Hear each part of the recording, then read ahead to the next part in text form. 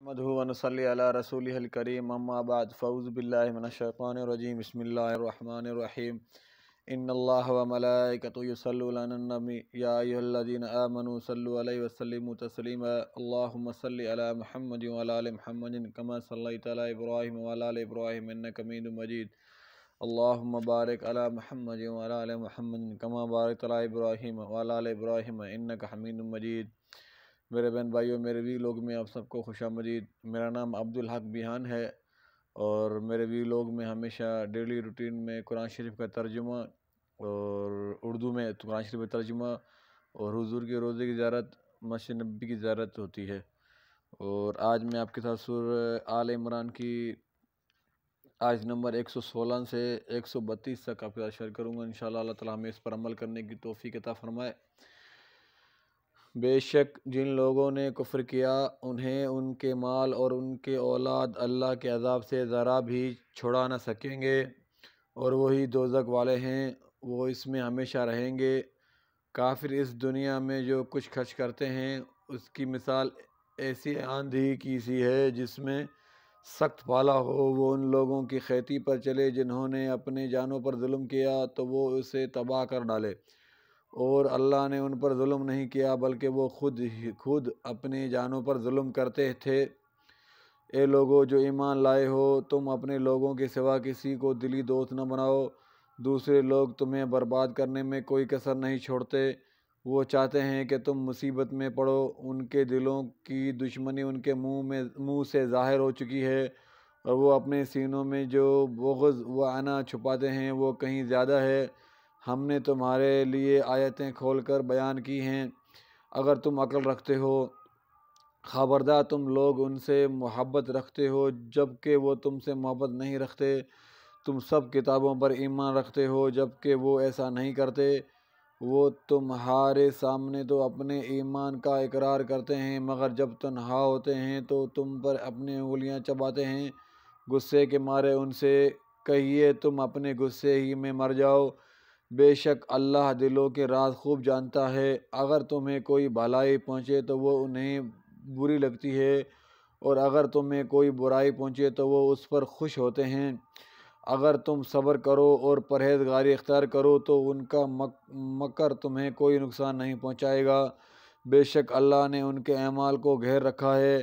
اور اے نبی یاد کریں جب آپ صبح سویرے اپنے گھر والوں سے روانہ ہوئے اور مومنوں کو جنگ عہد کے لیے مورچوں پر بٹھا رہے تھے، اور اللہ خوب سننے والا جاننے والا ہے۔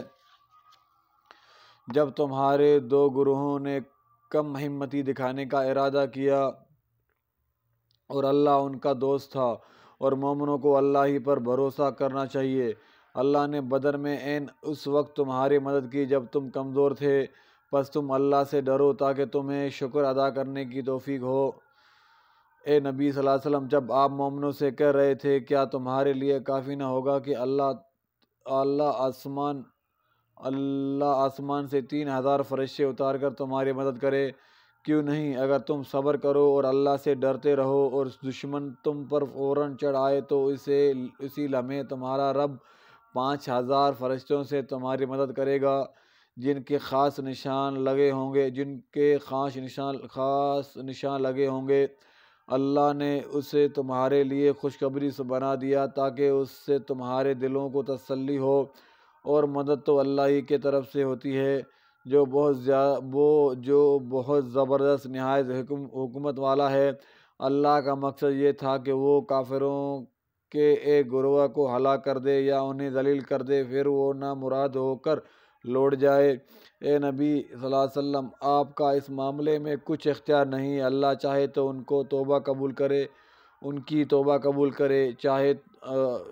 اللہ چاہے تو ان کی توبہ قبول کرے، چاہے تو انہیں عذاب دے، کیونکہ وہ ظالم ہیں۔ اور آسمانوں اور زمین میں جو کچھ ہے اللہ ہی کا ہے، وہ جسے چاہتا ہے بخش دیتا ہے اور جسے چاہتا ہے عذاب دیتا ہے، اور اللہ بہت بخشنے والا بڑا مہربان ہے۔ اے لوگو جو ایمان لائے ہو، بڑھا چڑھا کر سود نہ کھاؤ اور اللہ تعالیٰ سے ڈرو تاکہ تمہیں نجات مل سکے، اور اس آگ سے ڈرو جو کافروں کے لیے تیار کی گئی ہے۔ اور اللہ اور اس کے رسول کی فرما برداری کرو تاکہ تم پر رحم کیا جائے۔ صدق اللہ العظیم۔ اللہ تعالیٰ ہمیں اس پر عمل کرنے کی توفیق عطا فرمائے، اور اللہ تعالیٰ ہم اسی طرح سے پہ چلنے کی توفیق عطا فرمائے، زیادہ سے زیادہ تلاوت قرآن شریف کی ترجمے کے ساتھ کرنے کی توفیق عطا فرمائے۔ اللہ تعالیٰ ہمیں 5 وقت نماز پڑھنے کی توفیق عطا فرمائے، اور زیادہ سے زیادہ حضور صلی اللہ علیہ وسلم پر درود شریف پڑھنے کی توفیق عطا فرمائے، کیونکہ حضور کی محبت ہی ہمیں اللہ کے قریب لے جا سکتی ہے۔ اس میں یہ ہے کہ 2 چیزیں اپنے اندر پیدا کر لو، ایک جب چپ رہنا، دوسرا معاف کرنا۔ چپ رہنے سے بڑا کوئی جواب نہیں، اور معاف کر دینے سے بڑا کوئی انتقام نہیں۔ اس میں کوئی شک نہیں ہے کہ بس صبر کیجئے، صبر کیجئے۔ قرآن میں بھی اللہ تعالیٰ نے ہمیں یہی سبق دیا کہ صبر بہت بڑی چیز ہے، صبر کا انعام بہت بڑا ہے، اللہ نے صبر کا بہت بڑا انعام رکھا ہے۔ تو صبر بہت بڑی چیز ہوتی ہے، صبر کیجئے، کسی کو کیسے بھی حالات ہوں، حالات بدلیں گے، وقت بدلے گا، اور اللہ آپ کو چمکا دے گا اگر آپ صبر کریں گے تو انعام اس کا بہت بڑا ہے۔ اور ہماری دعائیں ہیں سب کے لیے، اللہ تعالیٰ بے اولادوں کو صالح اولاد عطا فرمائے، اور جن کو اولاد ہے ان کو اپنے ماں باپ کی عزت احترام خدمت کرنے کی توفیق عطا فرمائے۔ اللہ تعالیٰ بے روزگاروں کو رزق حلال عطا فرمائے، بیماروں کو شفا عطا فرمائے۔ اور آپ سب سے درخواست ہے، میرے یوٹیوب پہ جو نئے لوگ ہیں ان سب کے درخواست ہے ان کو کہ سبسکرائب کریں، دوستوں کے ساتھ شیئر کریں، اور انشاءاللہ دوسرے ویلاگ میں پھر ملاقات ہوگی۔ السلام علیکم ورحمۃ اللہ وبرکاتہ۔